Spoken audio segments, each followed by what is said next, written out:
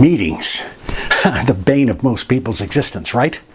Well, watch this short video to discover 11 reasons why you shouldn't be meeting and 5 practical strategies for getting out of them.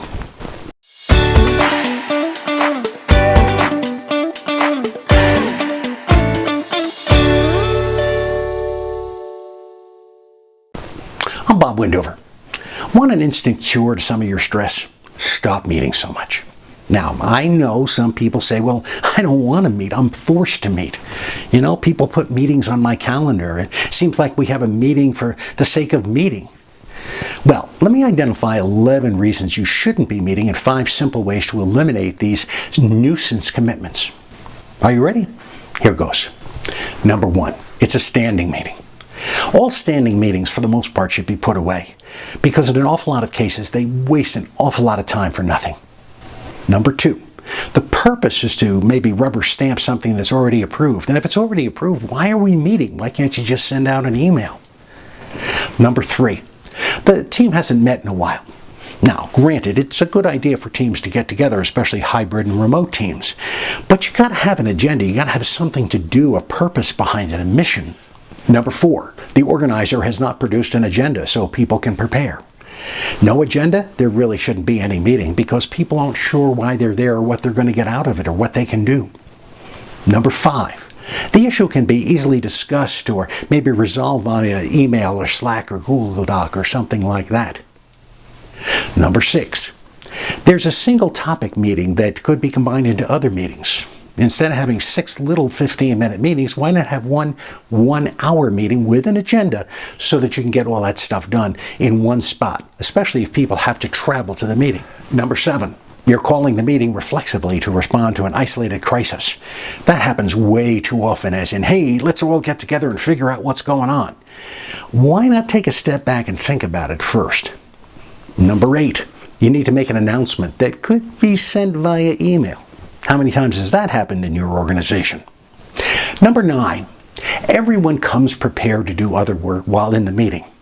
If you look around and everybody else is buried in their screen, chances are that you shouldn't be meeting, or you should find a way to make it more meaningful and engaging. Number 10, the meeting is performative, as in you're meeting just to say you've met. I can't believe the number of times I've been kind of sucked into something like that. And number 11, it's really just a status update to establish that we have actually updated what's going on. And how many times have we all been sucked into those? What other reasons would you add to the list? I bet you've got several. Okay, so what are some practical ways to eliminate some of these nuisance commitments? Well, here are 5 from my book, Overcoming Overwhelm. Number 1, ask if you really have to attend. Yes, that's right. Just ask. Many times we can be swept up in an all-hands meeting where our time could be better spent elsewhere. A variation of this is the contingency request, as in, hey, we might need you, so you better show up. You don't know unless you ask to be excused. Now, number 2, ask if you can only attend for the portion that pertains to you. Now, this is an alternative to number 1. You know, even if you're still asked to be at the meeting, spending 20 or 30 minutes is a heck of a lot better than spending an hour or 2. Number 3, tell them you have another commitment. Unless it's your boss, no one will ask what the other commitment is. Trust me on this. I use it all the time. Number 4, ask to go first. Being first on the agenda can sometimes enable you to kind of slip out after your turn. Refer to number 3. Just whisper to the person next to you, I have another commitment, and then slip out. But caution, don't tell anyone else about this strategy. If everybody else tries it, there'll be nobody left in the meeting and the boss might notice. And number 5, ask if you can phone it in. Can you send an email? Can you email a report? Can you connect virtually without having to travel to the meeting itself? You get the idea. Once again, you don't know unless you try.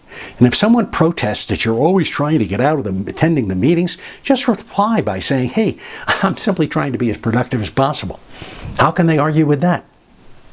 Now, if you want some other ideas, check out the book. There's a link to it in the description. What strategies do you use? Put them in the comments. We all need to help each other on this issue. I'm Bob Windover.